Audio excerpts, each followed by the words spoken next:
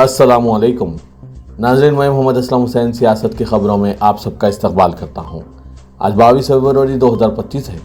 Islamic तारीख के हिसाब से आज 23 शाबान 1446 हिजरी है। पेश है आज की कुछ अहम खबरें। उत्तर प्रदेश पुलिस की SIT ने दावा किया है कि 24 नवंबर को संभल में मस्जिद के सर्वे के खिलाफ एहतजाज की साजिश मुत्तहदा अरब इमारात में रची गई थी। SIT ने यह दावा तशद्दुद से मुताल्लिक़ 6 मुकदमात में दाखिल की गई 4400 सफ़ात पर मुश्तमिल अपनी चार्जशीट में किया है। शारिक साठा नामी शख्स को जो UAE में मुकीम है मास्टरमाइंड करार दिया है। संभल में एहतजाज अलग सुबह मस्जिद के सर्वे के लिए पहुंची टीम के जरिए जय श्री राम के नारे बुलंद करने की वजह से हुआ था। नारा बुलंद करने वालों के खिलाफ कोई कार्रवाई नहीं हुई। एहतजाज के दौरान फायरिंग में 6 मुकामी मुसलमानों की मौत हुई। इल्ज़ाम है कि गोली पुलिस ने चलाई थी, मगर पुलिस ने मुजाहिरीन पर ही इल्ज़ाम आयद किया। नतीजतन महलूकीन के विरसा को न सिर्फ यह कि मुआवजा नहीं मिला, बल्कि इन्हें पुलिस के गुस्सा और जुल्म का भी सामना करना पड़ा। SIT ने 89 मुलजिमीन के खिलाफ चार्जशीट दाखिल की है जो जेल में कैद हैं।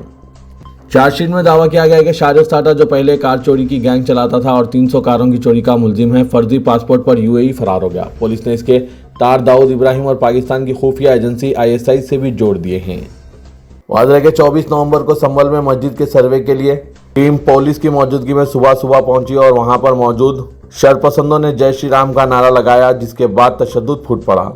पुलिस की चार्जशीट में बयान के मुताबिक कि मुत्तहदा अरब इमारत में साजिश रची गई थी, तो जय श्री राम का नारा लगाने की साजिश मुत्तहदा अरब इमारत में रची गई थी।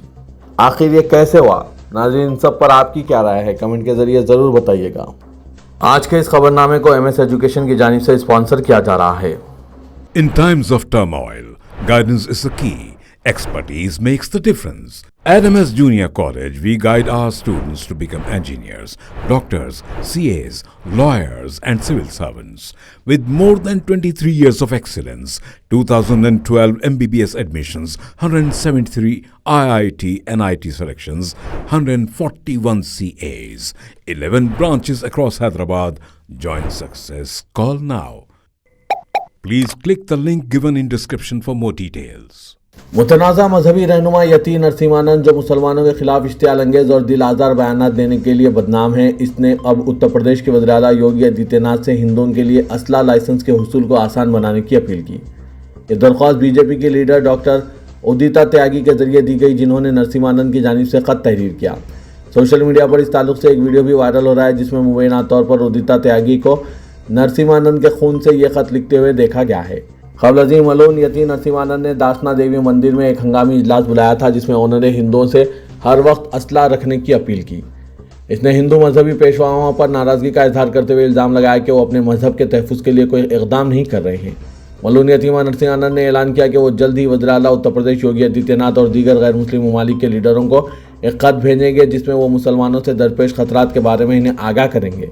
उन्होंने ये भी कहा कि वो इस खत पर 1 लाख हिंदुओं के दस्तखत हासिल करेंगे, ताकि इसे अवामी इजलास में वज़ीर आला को पेश किया जा सके। वाज़ के मलून यती नरसिम्हानंद मुसलमानों से खौफज़दा है और वो कह रहा है कि मुसलमानों से दरपेश खतरात के बारे में सबको आगाह होना चाहिए।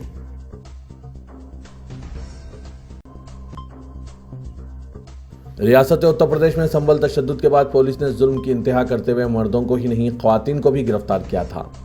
इन्हीं में शामिल फरहाना को संभल की एक अदालत ने 87 दिन बाद भी सबूत पेश न किए जाने पर रिहा करने का हुक्म सुनाया है। फरहाना, जो मुरादाबाद जेल में तकरीबन 3 माह तक कैद रही, गुज़िश्ता रोज़ संभल चीफ जुडिशल मजिस्ट्रेट के हुक्म पर रिहा हुई। वाज़ है कि पुलिस ने संभल फसाद के बाद अंधाधुंध गिरफ्तारियों के नतीजे में जिन 89 अफराद को गिरफ्तार किया है, इनमें 4 ख्वातीन भी है। फरहाना इन्हीं में से एक है।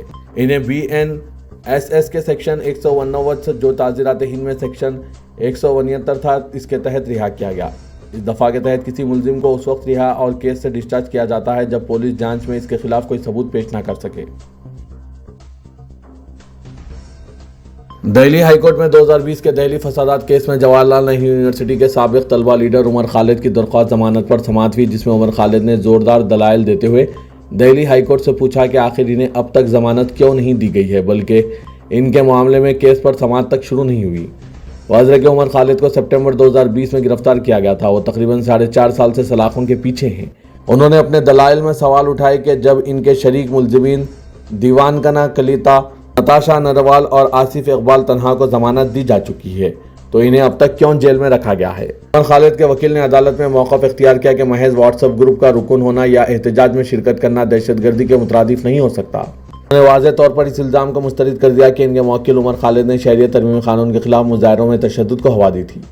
अदालत ने तमाम दलाइल सुनने के बाद इस केस की मज़ीद समाअत के लिए 4 मार्च की तारीख मुकर्रर कर दी है। अलीगढ़ मुस्लिम यूनिवर्सिटी के बानी सर सैयद अहमद खान के हालात ज़िंदगी पर बनाई गई स्वानेहा सीरीज़ सर सैयद अहमद खान दी मसीहा को दूरदर्शन ने प्रसार भारती OTT पर नशर करने से इनकार कर दिया है। काबिल जिक्र है कि इस सीरीज़ को बैनुल-अक़वामी सतह पर OTT प्लेटफॉर्म के जरिए रिलीज़ किया गया है, जिसकी काफ़ी सताइश हो रही है। ताहम दूरदर्शन ने मुस्लिम और उर्दू मुखालिफत ज़हनियत का मुजाहरा करते हुए तहरीरी तौर पर इसको नशर करने से इनकार कर दिया। इस सीरीज़ के प्रोड्यूसर और मरकज़ी किरदार शोएब चौधरी ने इस पर सख्त नाराज़गी का इजहार किया। सवाल ये पैदा हो रहा है कि जब प्रसार भारती के OTT प्लेटफॉर्म पर द कश्मीर फाइल्स और केरला स्टोरी जैसी प्रोपेगेंडा फिल्म चलाई जा सकती है, तो सर सैयद अहमद खान दी मसीहा को नशर करने में क्या मसला हो सकता है। ये मुस्लिम दुश्मनी के साथ साथ मुसलमानों की अहम शख्सियत से नफरत के इजहार का मामला है। यह हैरान कुन है कि एक मारूफ इस्लाह पसंद और माहिर तालीम सर सैयद पर बनाई गई बायोपिक नेशनल पब्लिक ब्रॉडकास्टिंग के OTT प्लेटफॉर्म पर नशर होने के लिए क्वालिफाई करने में नाकाम रही है। दिल्ली में बतौर वज़ीर आला रेखा गुप्ता और इनकी काबीना की हलफबरदारी के साथ ही दिल्ली भी इन रियासतों में शामिल हो गई है जहां इख्तिदार में मुसलमानों की शराकतदारी सिफर है। जिस तरह मुल्क में मुसलमानों की 20 से 22% आबादी के बावजूद मरकजी हुकूमत में कोई मुस्लिम चेहरा नहीं है, इसी तरह दिल्ली में भी मुसलमानों की तकरीबन 12% आबादी है, लेकिन हुकूमत में इनकी कोई नुमाइंदगी नहीं। बीजेपी ने दिल्ली में किसी मुस्लिम उम्मीदवार को टिकट नहीं दिया था। काबिल जिक्र है कि इससे कबल आम आदमी पार्टी हुकूमत में एक मुस्लिम चेहरा मौजूद था। दिल्ली वक्फ बोर्ड में भी चेयरमैन के तौर पर ओखला से मेंबर असेंबली अमानतुल्लाह खान को लाया गया था, लेकिन इस बार न सिर्फ दिल्ली हुकूमत में कोई मुस्लिम चेहरा नहीं है, बल्कि बीजेपी के पास दिल्ली वक्फ बोर्ड के चेयरमैन के तौर पर किसी को लाने के लिए भी कोई मुस्लिम चेहरा नहीं है। शायद यही वजह है कि वक्फ तरमीम बिल के जरिए वक्फ बोर्ड और वक्फ काउंसिल में गैर मुस्लिम अरकान की राह हमवार की जा रही है।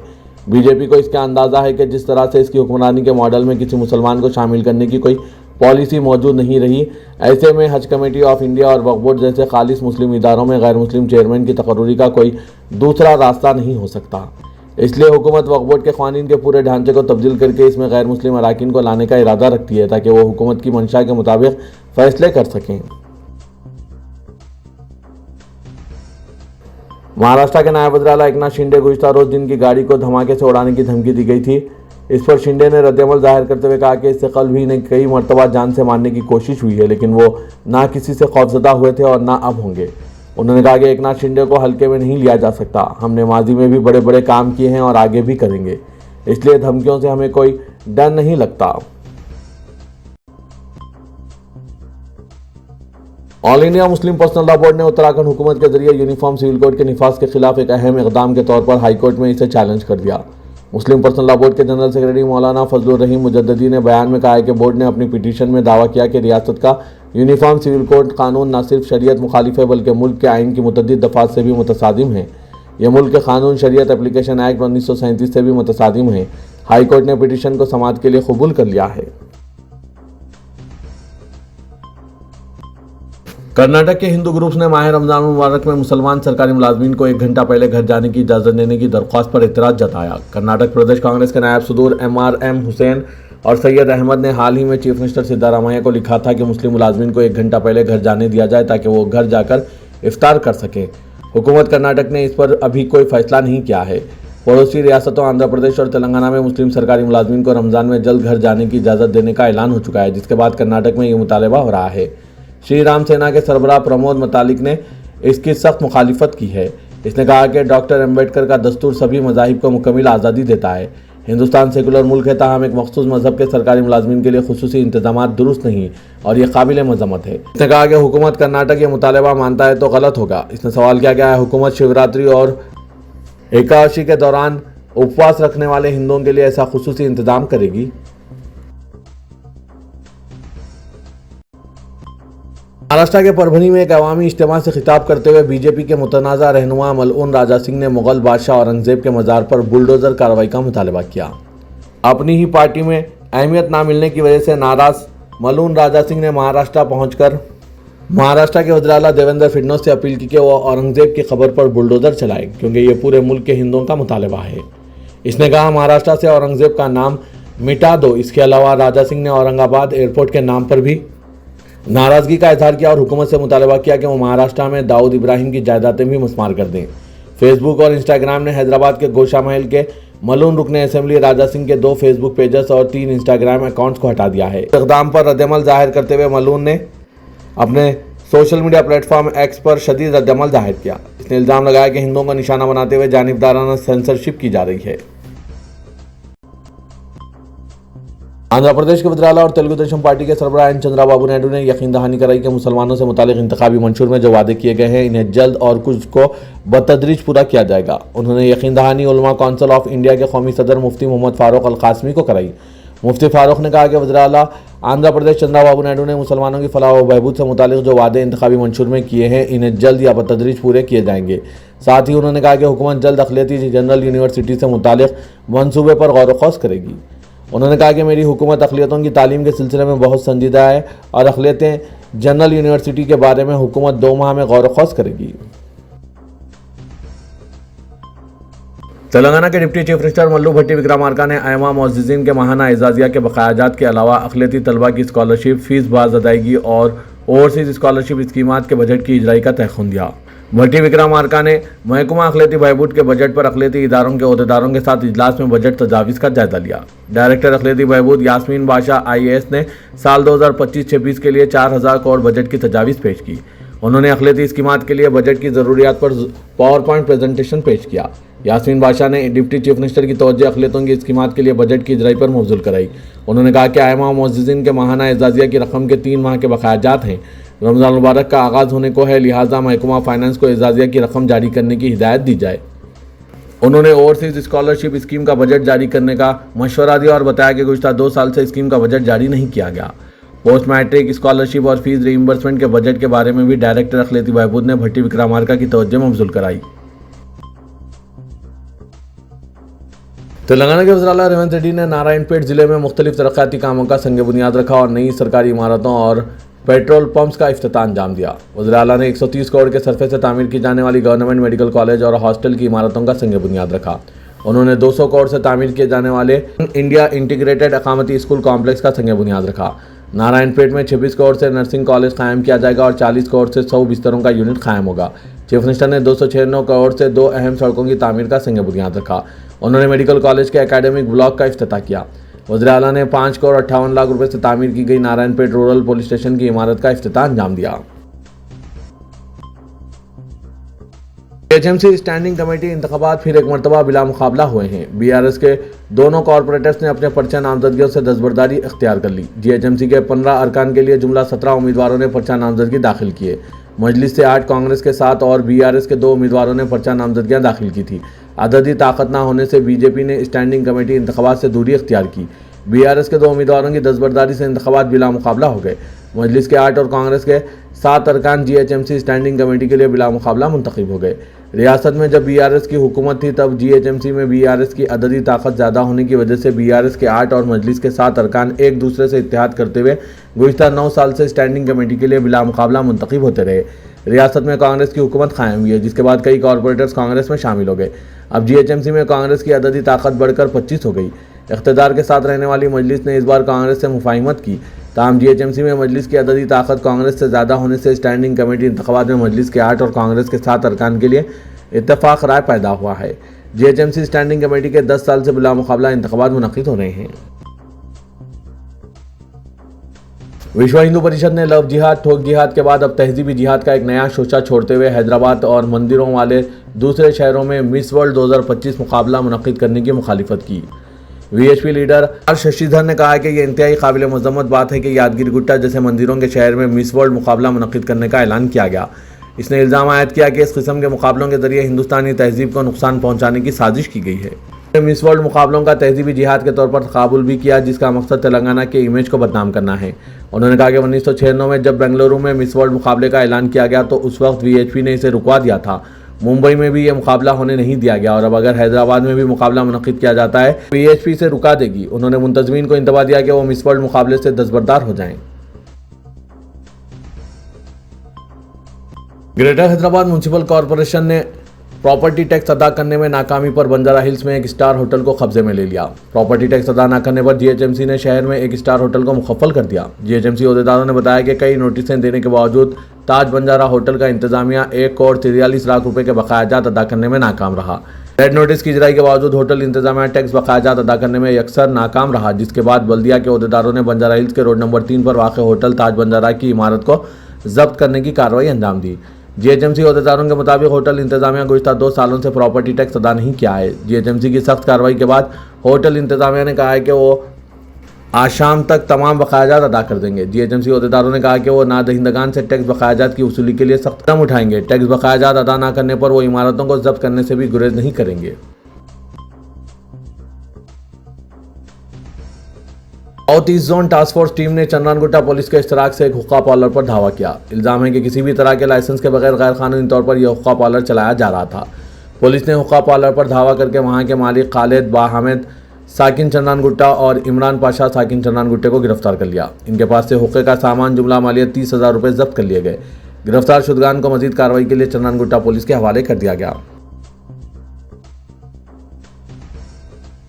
साइबराबाद पुलिस ने अलहदा वाक़यात में डिजिटल गिरफ्तारी के नाम पर खौफजदा करके लाखों रुपए वसूल करने के 2 वाक़यात में मुलविस मुलजिमीन को गिरफ्तार कर लिया। पुलिस के मुताबिक 66 साल गवर्नमेंट रिटायर्ड मुलाजिम से 28,68,000 रुपये वसूल कर लिए गए। साइबर धोखेबाजों ने मुतासरा शख्स से रब्ता कायम करते हुए डिजिटल गिरफ्तारी के नाम पर इससे यह रकम वसूल की थी। पुलिस ने इस वाक़े की तहकीकात करते हुए मुलजिमीन 44 साल हमजा, 50 साल मुस्तफ़ा, 45 साल जोसेफ, 56 साल मणिकंदन और 34 साल आसिफ अली मुतौतिन केरला को गिरफ्तार कर लिया, जबकि असल सरगना बाबू मफरूर बताया गया। पुलिस ने मुलजिमीन के पास से 4 मोबाइल फ़ोन, 5 पासबुक्स, 3 चेकबुक्स और 7 डेबिट कार्ड जब्त कर लिए। इन धोखेबाजों ने शिकायत कुरिंदे को यह कहते हुए धमकाया था कि वो मनी लॉन्ड्रिंग के केस में मुलविस है और इसके अकाउंट के जरिए 3 करोड़ रुपए का लेन देन किया गया है। ताउन न करने पर इसे 3 था 7 साल कैद की धमकी और 50 लाख रुपए जुर्माना होने का खौफ दिलाया था। एक और वाक़े में 32 साल रिटायर्ड इंजीनियर को डिजिटल अरेस्ट करके 1 करोड़ 38 लाख रुपए रकम साइबर धोखेबाजों ने अपने अकाउंट में मुंतकिल करवा लिए थे।